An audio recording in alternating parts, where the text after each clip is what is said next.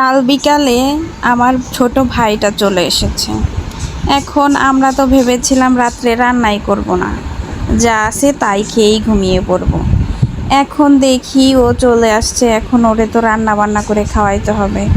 চলে গিয়েছিলাম বরের সাথে বাজারে গিয়ে দেখি গোড়া মাছ বিক্রি করতেছে।